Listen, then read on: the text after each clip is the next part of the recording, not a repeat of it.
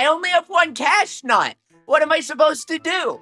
Well, it's a great time to show you guys my secrets to how I make so many Cashnuts. Because a lot of you have been asking me to make a guide on how to make Cashnuts. So here it is, instantly accessible from the start of the game. Though I must warn you, unlocking Farmer is highly suggested. If you highlight an Evershop on the overworld map, you can see a sales report.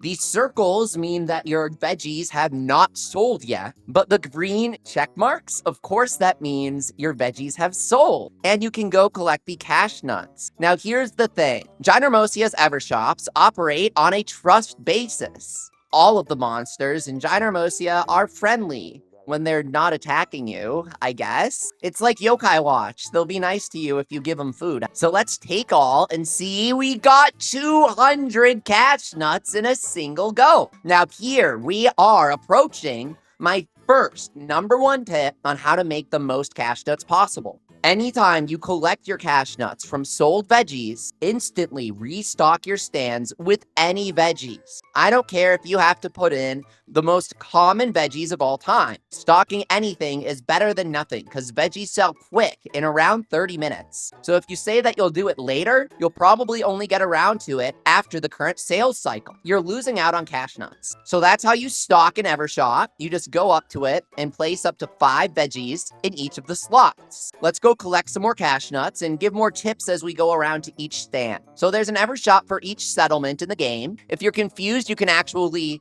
use the show list button here and go down to see a list of all of the 6 different settlements. So let's go to Buffalo Base. I need Iron Home. Not right now. Take all. We got 150 Cashnuts. So next tip, how does Cashnut value work? Well, here's the thing. You can stock up to 5 of a single veggie. You can't mix veggies. So if you only have 1 radish to stock, you can't put anything else in that basket because that's a radish basket. Therefore, always use veggies that you have 5 of to maximize your sales. But beyond that, there is a secret to simplifying Cashnut games.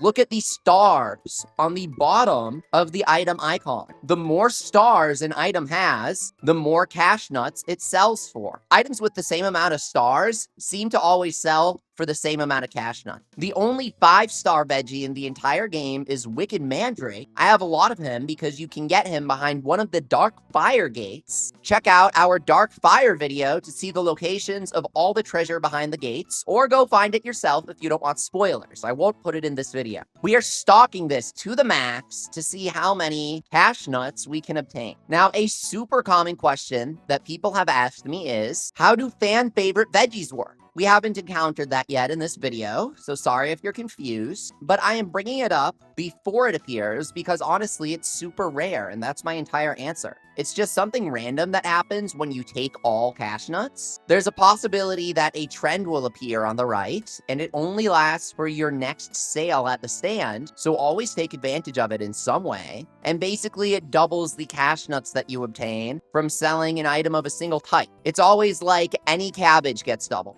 Any onion of any rarity gets doubled. I've never seen shadow carrots as fan favorite veggies, but maybe it's just super rare. If you're wondering how to get shadow carrots, you need to get your farmer to master rank, which requires harvesting a bunch of boss veggies. So start planting veggies in your base as soon as possible and harvest them as frequently as you can, because you need to harvest multiple of each boss veggie with an excellent at the end in order to rank up your farmer and get the strongest bonuses. Getting all the way to hero is really worth it if you want to speed up your farming. So let's continue down the list here to Beetle Burrow.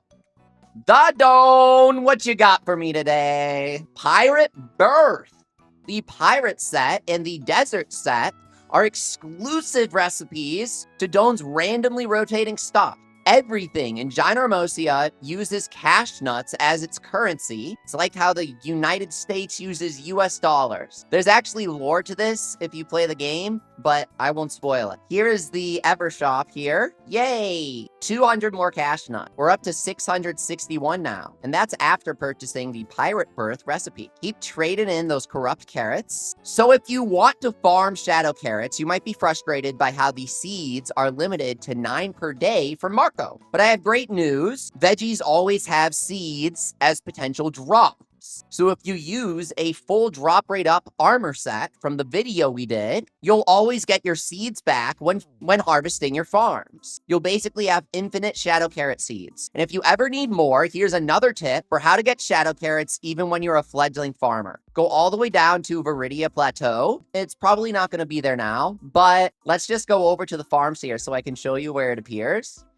There's a randomly appearing area event called Harvest Time. If it ever appears, that means that there are 2 shadow carrots down here. You cannot plant shadow carrot seeds until you're a master rank farmer. But if you harvest the shadow carrots, you'll get a few to sell for bonus Cashnuts. A nice little boost early game. Finally, let's head to the Panther Preserve and see how many Cashnuts we got in our full round trip. 160 more. I believe the Pirate Birth recipe costs 80 Cashnuts. So we went from 1 Cashnut to 901 Cashnuts until I spent 80 of them. That is a fantastic return. Now, if you need to farm veggies fast to get more Cashnuts because you don't feel like waiting for them to grow in your base, it's actually way easier to farm veggies outside of your base when it comes to Cashnut harvesting. Viridia Plateau is fine, but Faraway Island just becomes so easy later in the game, and they have a ridiculous, shocking amount of veggies that infinitely respawn.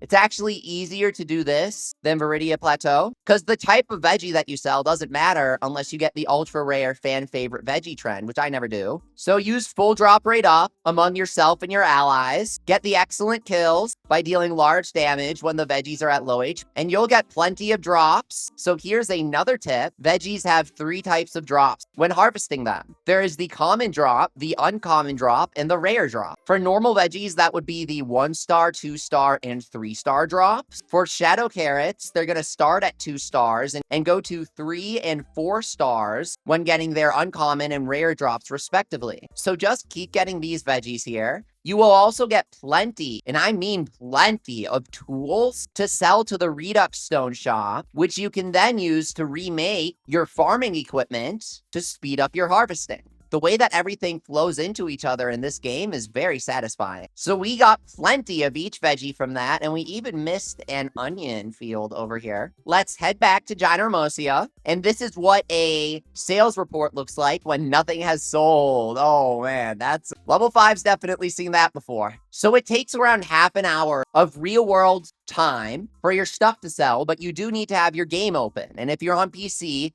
you need to have the window focused, otherwise time won't progress. Yeah, they're sneaky like that, huh? So what can you do in the meantime? Well, guess what else operates on a 30-minute timer? Check it out. My crops wilted because the last time I checked in on them, I forgot to water them, and it's been over 30 minutes. If those 2 conditions go together, your crops will wilt and you won't get your freaking shadow veg. So now we gotta harvest the sprouts. We don't get our seeds back, but I have like 90 seeds, so it's fine. Water them and we're good to go. If you need veggies and experience at the same time, there is no better way than a treasure grove on the highest difficulty with all your little AI buddies helping you out. Hey, we got a farming one the first try. So now that we have Cashnuts, what do we do with them? We buy stuff from the Don-san in the Japanese version. But the Don is so funny, dude. The Don, what is up, my dude?